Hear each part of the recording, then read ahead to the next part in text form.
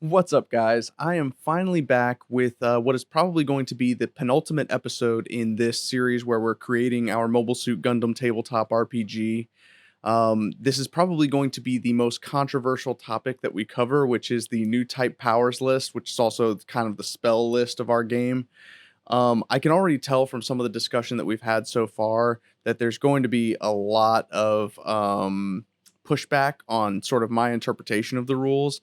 And just rest assured that I've thought through all of these things quite a bit. And I think that this is probably going to be the most elegant, if not, the perfect solution on how to handle new types in the Mobile Suit Gundam RPG. So if I haven't got you interested in it yet, let's dive right in and look at what I'm talking about.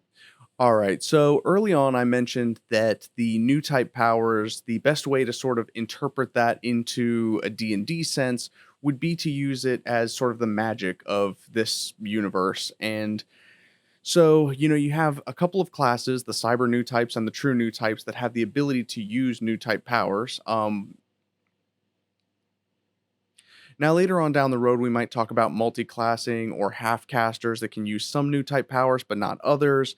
But for now, I think that this list is pretty comprehensive. It has everything you need if you're looking to buff or debuff, or if you are looking to control the mind of your enemies, or if you're just looking to deal some damage. Now, a couple of the concerns that I imagine people are going to have are, hey, new types aren't magicians, they can't cast spells and things like that.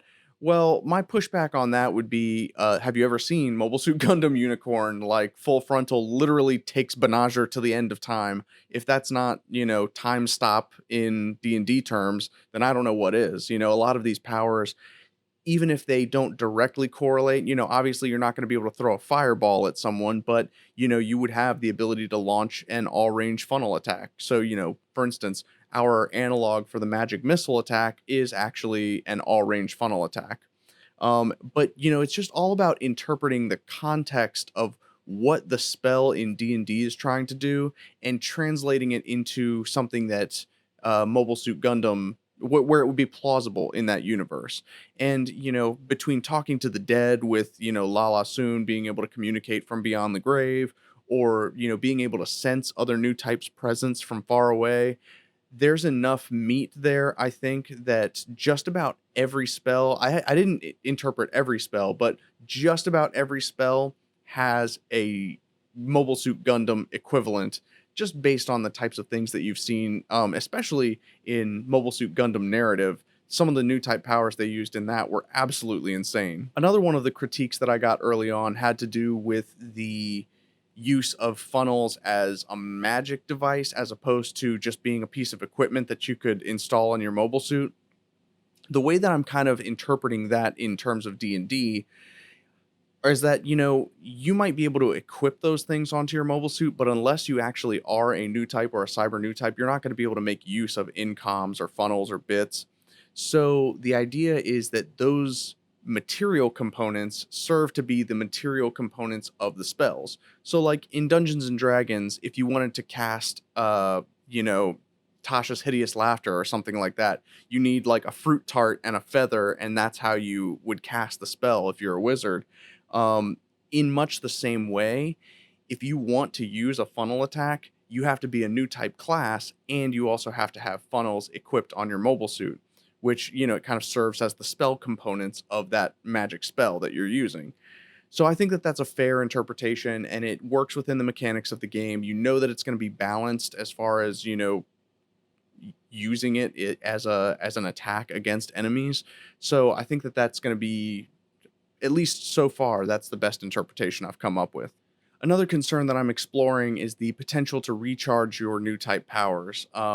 Because we're using the spell point variant from the Dungeon Master's Guide of Dungeons and Dragons 5e, so the spell points variant gives you a lot of flexibility in low level spell casting because, you can kind of cast whatever you need to use at the time. But at higher levels, if you've only got one slot for those 6 through 9, it's kind of limiting as far as your potential. So I wanted to incorporate a mechanic that allowed players to recharge their higher level spells through the use of a die roll. This is something that Dragons, for instance, in D&D have the recharge ability with their breath weapon. You can recharge it on a roll of 5 or 6 on a D6. So I figure why not give the players a 5% chance to restore some of their higher level spellcasting abilities in addition to, having the spell point flexibility available to them. It's not something that I've tested, but it's something that I'm considering. So, stay tuned for details on that. Now, finally, I'm sure that you guys just want to see some examples of these abilities that we're looking at, and see what I've come up with so far. And of course, this list is far from exhaustive. We're probably going to add more, maybe scratch some, depending on how powerful they are. So obviously, in the feints category, which would be the D&D equivalent of cantrips, powers that don't cost you anything to use. If you're a spellcasting class or a new type class in this case, you have the single all range funnel attack, which is basically just a ranged energy attack, but it gives them the ability to use their psychic pressure modifier instead of their reactions modifier or their will modifier. It just makes them a little bit more competent in combat. It's something that like warlocks would use. It's the equivalent of their Eldritch Blast. And now you'll note that I actually did list which powers require funnels, fin funnels, and psycho frames equipped on your mobile suit in order to use, as well as the new type abilities that require concentration. So, if you need to make a concentration check after taking damage, that's listed in here as well. So, for instance, if you're looking at Minovsky particle lights, this would be the equivalent of the dancing lights cantrip in D&D. And while it's not exactly, casting little globes of light, the ability for a new type to manipulate Minovsky particles is something that you would see in, say, Char's counterattack, where you have the axis effect and, these glowing green and gold lights streaming across the sky. It's not, it's just our interpretation of those types of magic abilities, if that makes sense. Psychic message obviously is another cantrip that you could use to communicate psychically with your allies. So Psycho Frame Armor. This is an interesting one because it's sort of our interpretation of the Armor of Agathis spell in Dungeons and Dragons, where you kind of get an added boost to your AC because you've got extra armor. But in order to use it, you have to have the Psycho Frame sort of core, the way that the Gundam Unicorn or the Gundam narrative has. When you get up into sort of higher level abilities like level 3 powers, you have the Cancel Saikamu ability, which is the equivalent of the Gundam Unicorn sort of reaching out and taking those funnel attacks and turning them back in on the Kshatriya mobile suit. Everyone saw that. That was pretty awesome.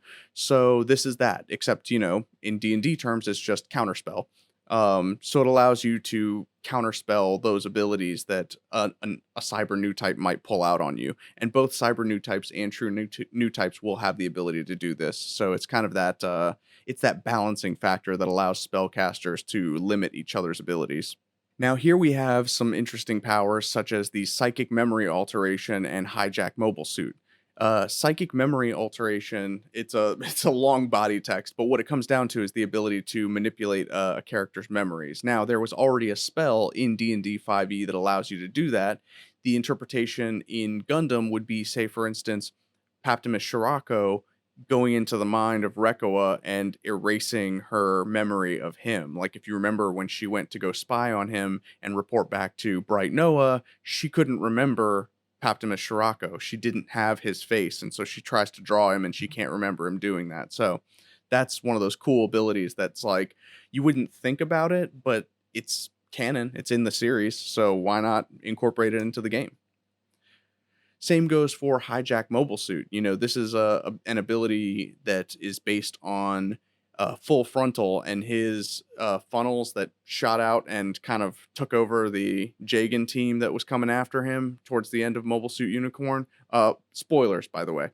Uh, so this ability allows you to control other mobile suits using your new type powers. Of course, if you're trying to control a mobile suit that has a pilot in it, they can resist your efforts to take control of their mobile suit. So that's another one of those cool powers that you wouldn't think about.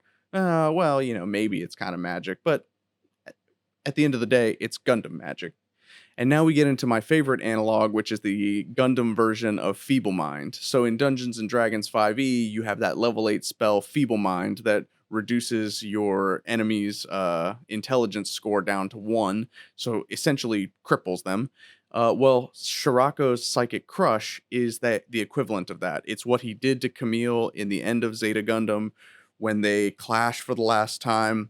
Scirocco reaches out and crushes the identity of Camille, leaving him, for all intents and purposes, just unable to keep fighting. And so, this is one of those abilities that has long lasting effects. And I think that, this is something that could have narrative impacts when we start playing this game, is the ability of a super powerful new type like Scirocco to completely just cripple someone's mind and leave them. It can be the start of a campaign, because then it's like, oh man, we've got to go and restore Camille. I remember that being well, not a plot line, but a subplot line of Double Zeta Gundam. Now, by contrast, when you get into the true new type abilities, you're going to find a lot more buffs and debuffs, as well as protective abilities, fin funnel shields, and things like that, that allow you to bolster your allies, as well as, a few funnel attacks and things thrown in there, but you're not going to find anything quite as psychically crushing as that Scirocco ability. But you'll find some other cool stuff, such as the equivalent of the Wish spell is in this. So there's a lot of potential to explore that. Now, some of the powers that I gave to true new types were the Axis effect and the Axis shock. These are those glowing lights that you see at the end of Char's counterattack that, emanate from the new Gundam and partially from the Zazabi cockpit. But these are those kind of effects that wash over, your allies and allow them to be bolstered. And they're buff and debuff spells essentially in D&D terms. But yeah, I mean, for all intents and purposes, that's what Amuro was doing when he kind of called everyone to help him push the Axis asteroid away. So, I mean, like I said, it's just taking those magic abilities from D&D 5e and then reinterpreting them using the canon storylines from Mobile Suit Gundam. So that's it. I just wanted to give you guys a sampling of some of the new type powers that we've come up with so far. I will leave a link to the full rulebook in the description below, as well as a sectioned version. I found out that the large version of the rulebook is no longer small enough to be exported to PDF from Google Docs, so I broke it up to make it a little bit more easily digestible. So let me know what you think of the new type powers list down in the comments below or over on the Discord. I will leave a link to that in the description below as well. As I mentioned before, this is going to be sort of the penultimate episode of the development of the rulebook before we hop into playtesting and, just kind of live streaming games and making tweaks and errata and things like that as we go along. And hopefully, it'll be pretty fun. I've also got some other exciting announcements coming up soon, so I hope you'll stick around for that. As always, if you're enjoying this sort of RPG content, please like this video, subscribe to the channel, and join us over on Discord to talk about it. Thank you guys so much for watching. I will catch you later.